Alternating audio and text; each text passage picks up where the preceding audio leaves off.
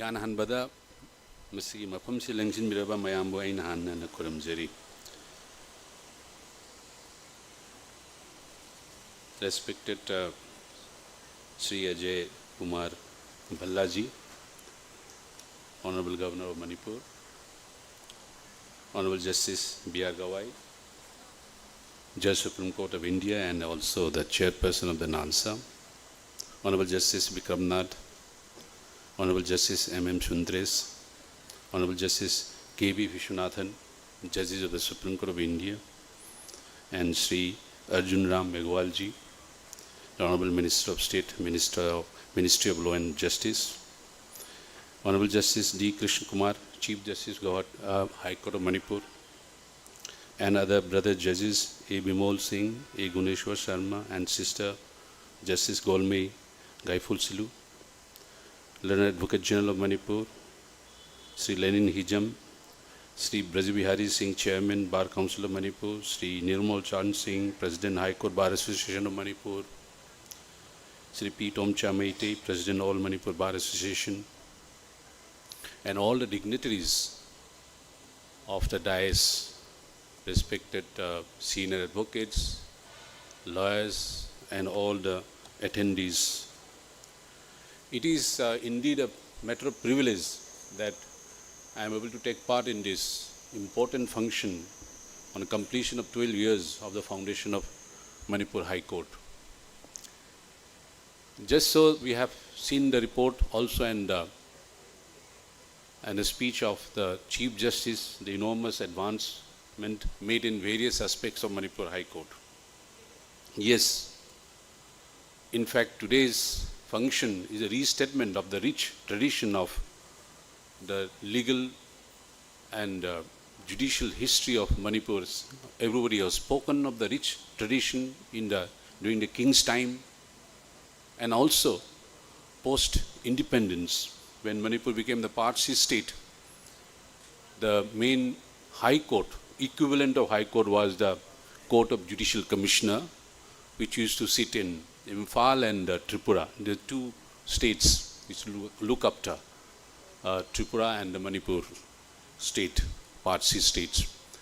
And after the attainment of the statehood in 1972, with the reorganization of the northeastern states, with the creation of new states, all the newly created states became part of the Guwahati High Court. It continued till 2013 when three high courts were carved out: the High Court of Manipur, the High Court of Meghalaya, and the High Court of Tripura. And now we see a flourishing of judicial activities after this separation of these separate high courts.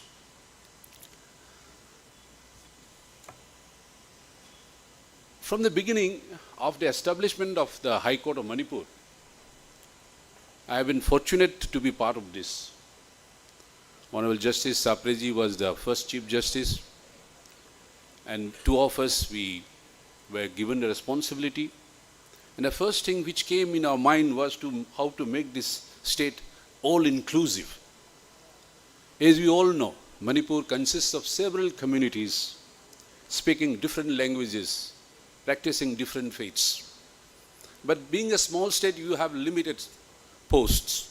Be it as it may, the first judge to be appointed after me was Justice Novin Singh, who was practicing in Supreme Court from the quota of the bar.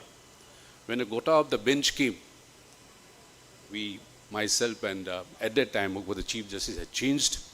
I was still a member of the collegium. We recommended Justice Songkupchung Serto, who happens to be from Churachandpur district, and the first tribal judge in the High Court of Manipur. Of course, Churachandpur, as you know, itself is a very rich tradition. We know of the legal tradition. We used to go often, still a lot of people from Imphal used to go to Churachandpur for various cases.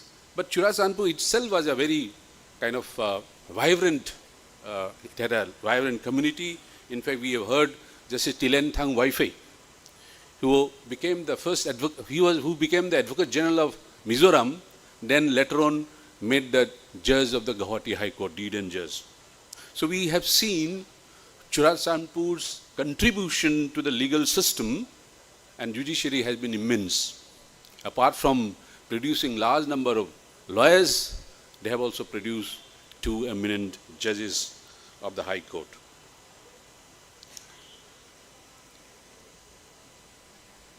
Yes, Manipur, though a small state, is not without challenges. But fortunately, we have this Constitution of India, which gives us the guidance to work in difficult times also, and the values which we must inculcate to guide ourselves. This preamble is something which I always read when I get up.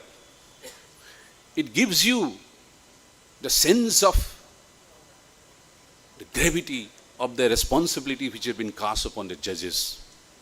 But preambular concept is not only for judges, but it's for everyone. The lawyers specifically, the litigants not only, the lawyers and the judges in the judiciary. What are these preambular concepts? If you read preamble, we said we people of India having solemnly resolved to constitute India into sovereign socialist democratic republic and to assure each of the citizens what?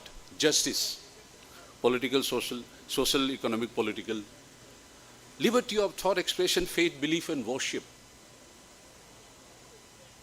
equality of opportunity, equality before law, and also to this to promote fraternity,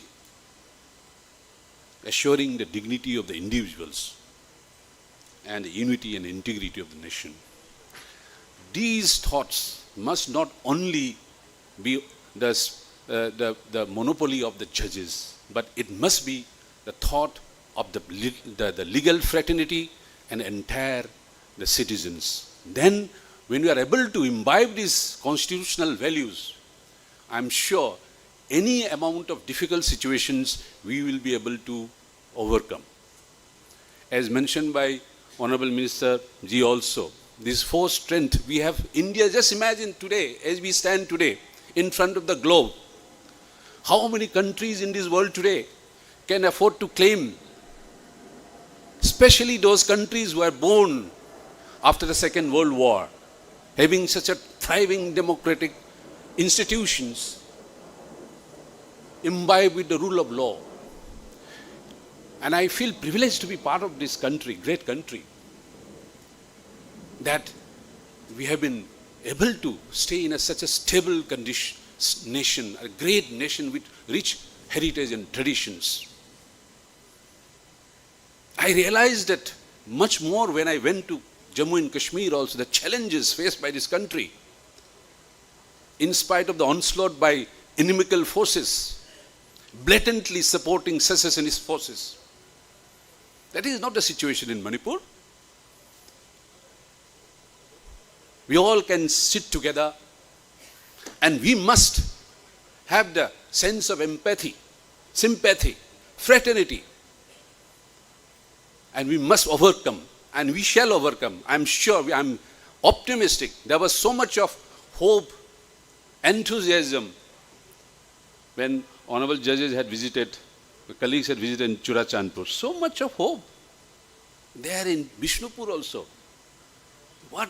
See, these are the challenges. I'm sure all of us who are especially in the legal fraternity, if we imbibe this, our constitutional values, principles in mind, there is no way we cannot overcome these challenges.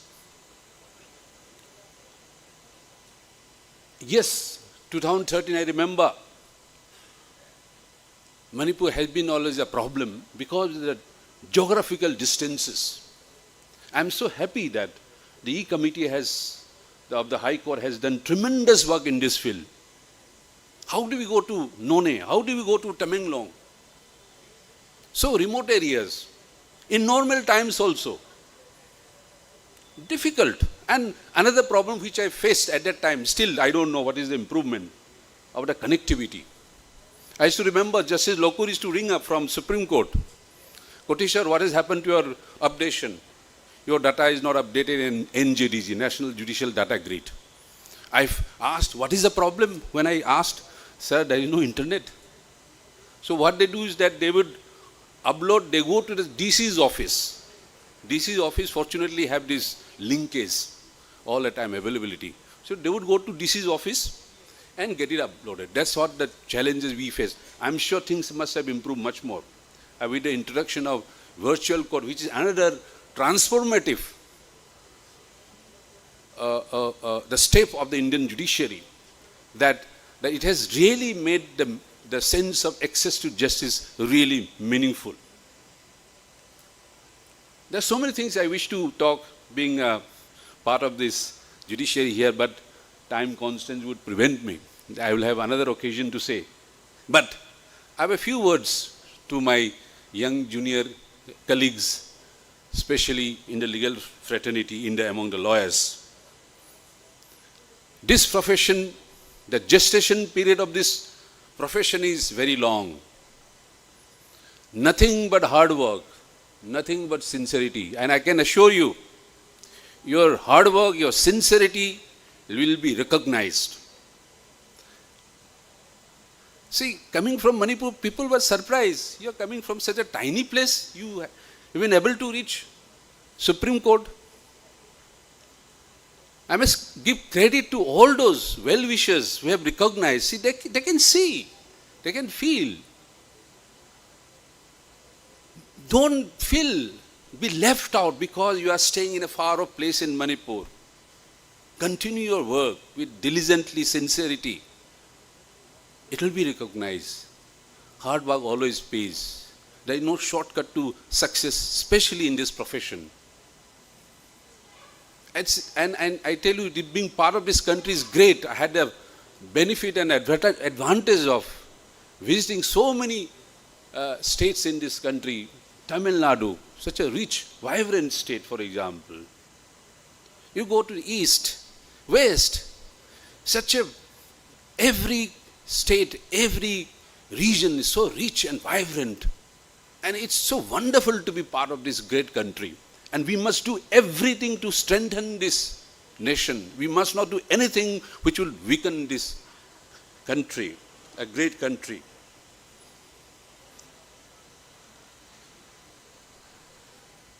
Yes, I have I just remember of this fund allocation. When I was in Guwahati High Court, a committee of the parliament headed by Dheeran Mr. Modi ji from Bihar. Hanji. Yes, Sushil Modi ji. Yes ji. So he had come and sought the view. Because you see, Assam also, we have this problem, Northeast. All this, even though we are given 90%, 10%. I said, sir, if you can give 90% of the fund, why not make it 100%? Now, what is the reason why we said so? Because even in 90% fund allocation, if you are not able to show a utilization certificate for the 10%, the rest will not be given. That technical problem remains. That this is the only way we can, because in Northeast, especially, Assam is much better condition, situation is much better, but places like Manipur or Nagaland or Mizoram or Arunachal Pradesh, far-flung areas where monitoring development works is so difficult. For various reasons, we are not able to complete the assigned, allocated works from the funds already made available.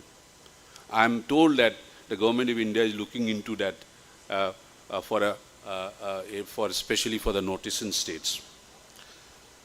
Thank you very much, and it is indeed a matter of pride, pleasure, happiness, though tinge of sadness also, to come to Manipur and share my experience with you. Thank you very much. Thank you, Ma'am Khurramjari.